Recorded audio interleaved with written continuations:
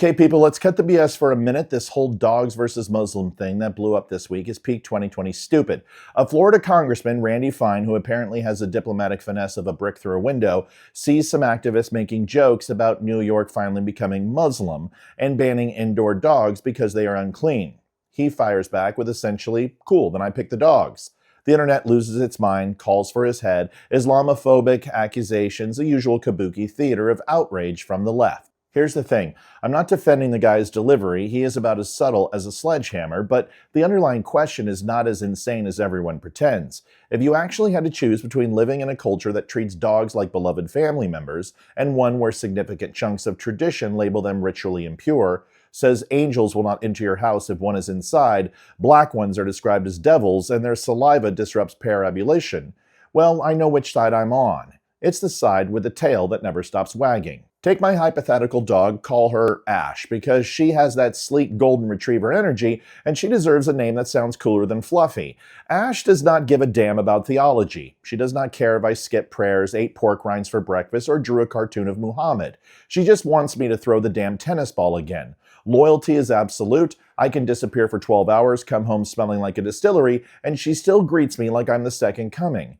Humans, religious or otherwise, rarely pull that off. Cleanliness is simple. Ash rolls in something disgusting, I give her a bath, and we are square. No 7 times with dirt ritual. No, sorry, the voodoo is invalid because Ash licked your hand. 1 shampoo and she's ready to go. Meanwhile, in parts of the Muslim world, blind people have reportedly been refused rides by cab drivers because their guide dogs are considered najais. Ash would drive the blind guy herself if she could reach the pedals. She is just inclusive like that. Joy factor is off the charts. That idiot grin, the zoomies at 3 in the morning, the way she turns a bad day around with 1 slobbery kiss. Compare that to the endless culture war energy spent arguing whether a dog belongs indoors.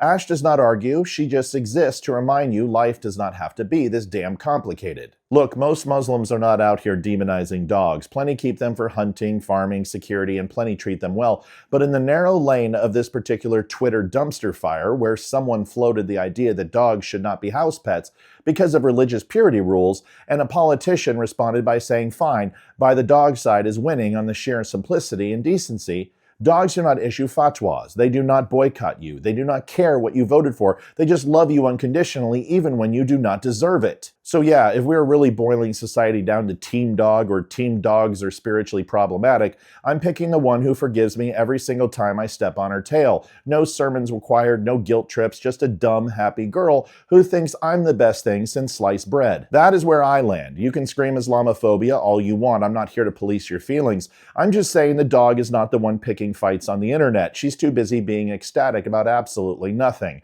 And right now, that feels like the sanest position anyone has taken all week. Drop it hard.